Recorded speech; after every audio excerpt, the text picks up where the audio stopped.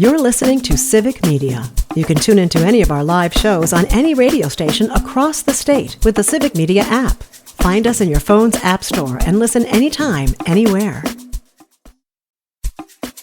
This is your WFHR Daily News Roundup for locally grown radio 97.5 FM and 1320 AM and WisCountry 105.5 FM WIRI in Wisconsin Rapids. For WFHR and WIRI News, I'm Melissa Kay. ATV-UTVing has become a wildly popular activity in the state. The combination of increased usage and not much maintenance on county trails brings community partners together to make the trails better. We're improving the ATV trails. They haven't been really touched in like 3 years, so we're kind of improving them, making them easier route. They're pretty muddy. That's Alyssa Whitman. She works for the Department of Natural Resources Division of Forestry, stationed out of the Wisconsin Rapids Service Center. Whitman said she was operating a John Deere bulldozer to make improvements on the trail, filling in low areas and making the routes better. Their department uses the bulldozer for fire suppression in the spring, and then it can be utilized for other project work throughout the year. They open up the work to other stations in the area so DNR staff can put in the hours they need to retain their certification.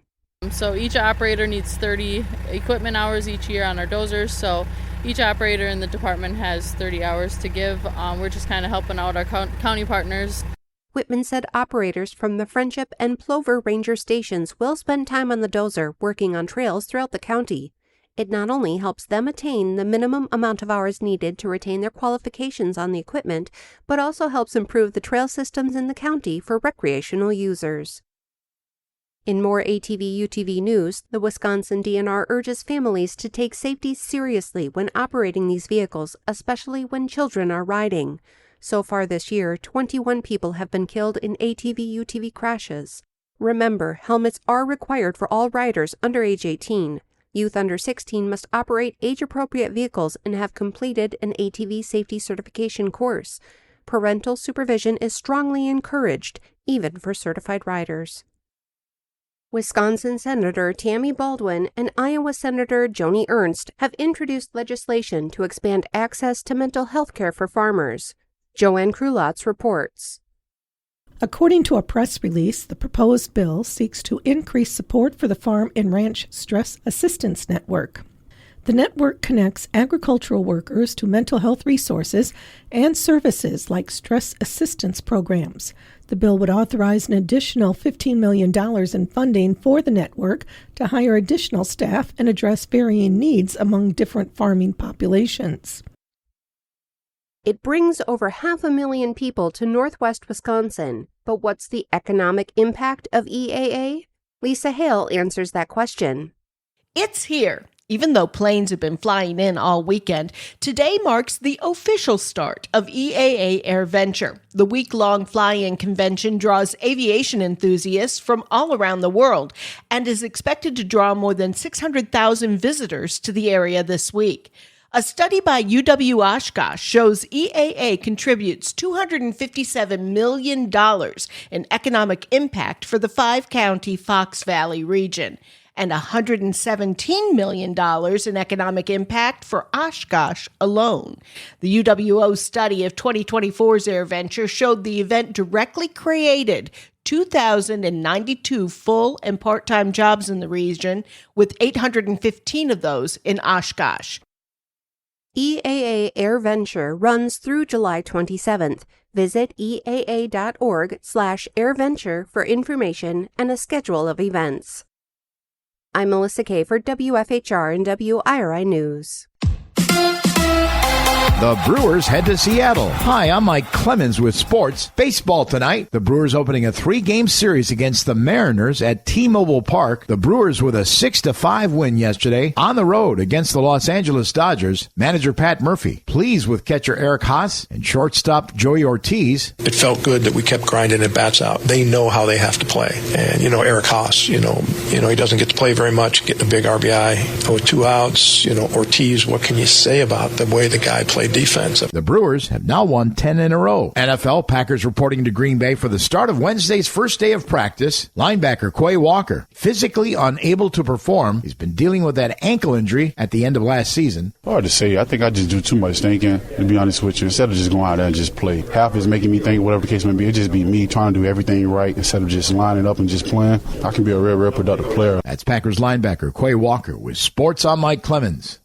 On your entertainment beat, I'm Pete Schwaba. I love it when I hope rumors are true. According to the New York Post, there are rumblings that Fleetwood Mac will reunite. It's not just from the paparazzi, but rather from Stevie Nicks and Lindsey Buckingham. They did a coordinated Instagram post sparking rumors. Nicks posted song lyrics from Frozen Love, and Buckingham completed them. The two famously dated and broke up, just like fellow band members Christine and John McVie. Breakups have served the band well, though, because the album they were making during said breakups was Rumors and was awesome. I'm a sucker for a good cop show. My favorite detective show in the last several years is probably Amazon Prime's Bosch. And I also like the spin-off Bosch Legacy. The show has produced yet another spin-off called Ballard, which is based on a character introduced in the last season of Bosch Legacy, Detective Renee Ballard. The detective elements of the show are great, but star Maggie Q lacks a certain charisma. Having said that, there is a lot going on, and the cold cases Ballard takes on are pretty cool. Well, the Kiss Cam couple is still reeling from the traumatic outing at a Coldplay concert last week. According to TMZ, Coldplay frontman Chris Martin is mortified that the couple were exposed thanks to him. Astronomer CEO Andy Byron was seen canoodling with the head of his HR department, Kristen Cabot. They probably figured it was safe going into a crowd of 65,000 people to check out Coldplay.